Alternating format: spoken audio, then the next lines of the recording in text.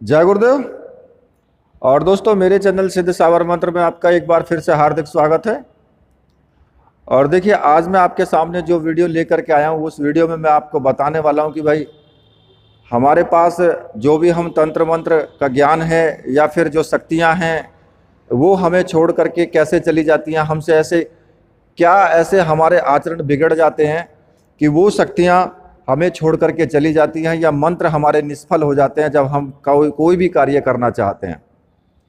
तो ये क्वेश्चन मुझसे पूछा था और बहुत अच्छा लगा मुझे, तो उसी के बारे में मैंने अब ये वीडियो आपके सामने बनाया है। और मैं इसमें आपको बताने वाला हूँ कि वास्तविकता में होता क्या है। तो इसलिए जो भी नए व्यूअर्स इस वीडियो को देख रहे हैं, उनसे मेरी रिक्वेस्ट है कि वो चैनल को सब्सक्राइब कर लें और साथ में ही बेल के बटन को भी प्रेस कर लें, जिससे कि कोई भी मैं लेटेस्ट वीडियो डालूं तो उसका नोटिफिकेशन उनको तुरंत मिल जाए और उस वीडियो को वो देख पाएँ। दूसरा, मैं उनसे आपसे रिक्वेस्ट करूँगा कि वीडियो को पूरा देखना, स्किप मत करना बिल्कुल भी, क्योंकि जो भी आपको मैं बताने वाला हूँ वो बहुत ही महत्वपूर्ण जानकारी है। तो अब आगे बात आती है कि भाई वो शक्तियाँ क्यों छोड़ करके हमें चली जाती हैं।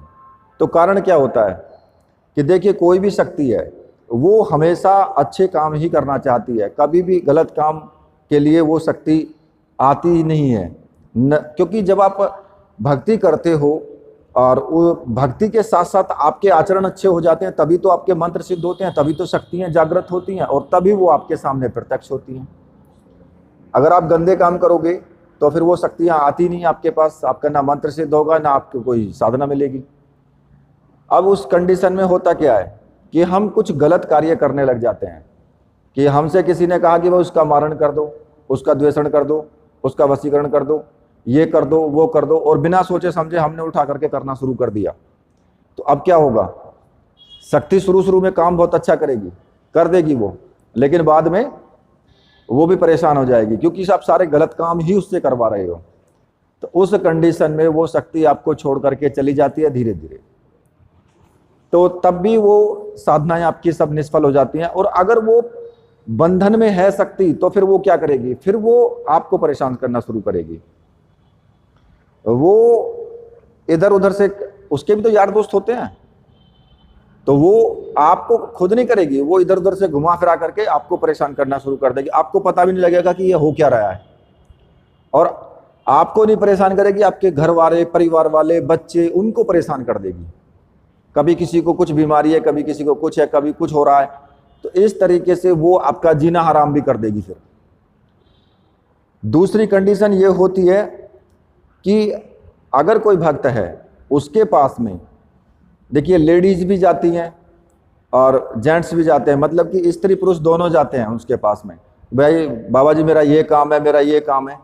लेकिन उस कंडीशन में शुरू में तो भक्त बहुत अच्छा करते हैं, हर एक उनके नियम बहुत अच्छे होते हैं, लेकिन लास्ट में उनका नियम खराब हो जाते हैं कि वो उनकी नज़रें गलत हो जाती हैं, वो अपने पथ से अलग हट जाते हैं, उनकी जो नज़रें हैं उन औरतों पर चली जाती हैं और वो उनके अंदर एक वासना का भाव जागृत हो जाता है। और जब वासना का भाव जागृत हो जाता है तो फिर आदमी को ना तो यहाँ स्वर्ग और ना फिर वहाँ स्वर्ग, यहाँ भी नरक ही नरक और वहाँ भी आगे भी मिलने वाला नरक ही है। तो वो व्यक्ति मरणों उपरांत भी नरक की यातनाएं सहता है, क्योंकि वो तो आपसे काम करवाने के लिए आ रहे हैं, आपको अच्छा मान करके आ रहे हैं, और आप गलत करके उनका उपयोग कर रहे हो। मतलब कि आप लंगोट के कच्चे हो चुके हो। और ब्रह्मचर्य व्रत बहुत जरूरी है साधनात्मक लाइन में, तो इसलिए, और आपका वहाँ ब्रह्मचर्य खंडित हो रहा है। तो वो सब उस कंडीशन में भी आपके पास जो भी मंत्र हैं वो सब निष्फल होने शुरू हो जाएंगे, शक्तियाँ आपको छोड़कर चली जाएंगी। आप बार बार बुलाएंगे तब एक बार आएंगी, धीरे धीरे ऐसा ही होता रहेगा। और लास्ट में एक दिन ऐसा होगा कि आप बुलाओगे तो भी नहीं आएंगी, क्योंकि आपके जो आचरण, आपके जो विचार हैं वो उनको पसंद ही नहीं है और वो शक्तियां आपके पास से चली जाएंगी। और दूसरी कंडीशन ये होती है कि भाई आप सात्विक शक्तियां हैं आपके पास, और आप जो है शराब पीने लगते हो फिर बाद में, या मीट खाने लगते हो, अब वो तो सात्विक शक्तियां हैं, तो वो कैसे आपके पास रहेंगी फिर? तो उस कंडीशन में भी वो शक्तियां छोड़ करके चली जाती हैं। दूसरा, आप जो आपके विचार हैं, अगर वो सात्विक रहेंगे, वो अच्छे रहेंगे, आप अपने एक नियम पे दृढ़ करके रहेंगे, तो कभी भी शक्ति आपको छोड़ करके नहीं जाएगी। और यही कारण होता है कि शुरू शुरू में जो कोई भी भक्त बनता है, तो वो उसके पास वो जो काम करता है वो एकदम सही और सटीक और बहुत तेजी के साथ होता है, और लोग कहते हैं भाई फलाना आदमी बहुत अच्छा है, या फलाना भक्त है वो बहुत अच्छा है, उसके यहाँ काम हो जाता है। और धीरे धीरे जब वो गलत काम करना शुरू कर देता है, तो फिर वो धीरे धीरे उसकी जो शक्तियां हैं वो खत्म होना शुरू हो जाती हैं, और फिर काम भी नहीं होते हैं उसके जो वो करता है। तो फिर लोग क्या कहते हैं कि भाई पहले तो बहुत अच्छा करता था, अब तो यार वो पैसे वैसे लेने लगा, बस अब तो ऐसा ही हो गया, अब तो कुछ नहीं होता। तो वो उसी कंडीशन में होता है उसके साथ में, लेकिन उसको पता नहीं लगता कि हो क्या रहा है ये। तो इसलिए आप जब भी, क्योंकि आप जब कोई मंत्र साधना भी करते हो ना, तो उसमें भी आपको ब्रह्मचर्य व्रत का पालन करना होता है, उसमें भी आपको जो है सारे यम नियम सिद्धांत पालन करने होते हैं, तभी तो शक्तियां आपको मिलती हैं। अगर आप इनका पालन नहीं करोगे तो एक भी मंत्र सिद्ध नहीं होगा, एक भी शक्ति आपको नहीं मिलेगी, और बाद में फिर आप उस चीज को छोड़ करके भटक जाते हो, तो फिर शक्तियां कैसे रह पाएंगी? भाई शक्तियां तो आपने ले ली, लेकिन उनको संजो करके रखना भी तो सबसे बड़ी चुनौती है। उस चुनौती में तो आप फेल हो गए फिर। तो मेरे कहने का मत तात्पर्य सीधा सा ये है कि भाई अगर आपके पास में शक्तियां हैं भी और आपको मिल भी गई हैं, तो फिर आप उनको संजो करके रखने के लिए आपको उन नियमों पर चलना पड़ेगा, वरना फिर आप खाली हो जाओगे, रह जाओगे खाली।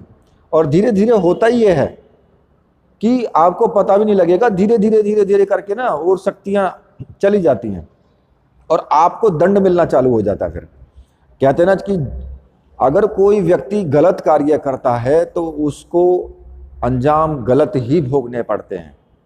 अगर कोई भक्त गलत तरीके से कोई कार्य करता है, किसी का मारण करता है, किसी का उच्चाटन करता है, द्वेषण करता है, ये ऐसी विविध क्रियाएं हैं, इनके परिणाम बहुत दूरगामी होते हैं और बहुत भुगतने पड़ते हैं।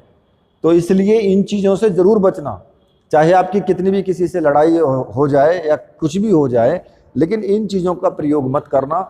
इन चीज़ों का प्रयोग तभी करना जब बिल्कुल आपकी जान पर बनाए, वरना मत करना। और किसी के कहने से भी मत करना, कि अगर कोई किसी तुमसे ये कहने लगे कि मेरा ये काम कर दो, ऐसा कर दो, वैसा कर दो, तो तब भी मत करना। हाँ, एक वशीकरण क्रिया ऐसी है कि वो आप कर सकते हैं उस कंडीशन में कि भाई किसी का भला हो रहा है, तो उस कंडीशन में कर सकते हो। तो लेकिन ऐसा मत करना कि फलाने की लड़ाई करा दो, फलाने का लड़का 17 साल का हो गया, मार दो।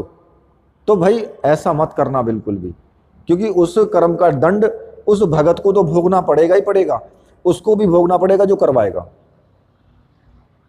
तो इसलिए ये कुछ कारण होते हैं जो शक्तियां हमें छोड़ करके चली जाती हैं, और उन शक्तियों को फिर वापस पाना बड़ा मुश्किल हो जाता है। तो मैंने कुछ ये बातें आपको बताई हैं, और आप, मैं समझता हूं कि इन पर आप गौर करेंगे और अपने जीवन में उतारेंगे। इसी के साथ मैं इस वीडियो को यहीं पर समाप्त करता हूं। तो मेरे साथ बोलिए, बोलिए वीर बजरंगबली हनुमान जी महाराज की जय, बोलिए मेरे परमहंस गुरुदेव की जय।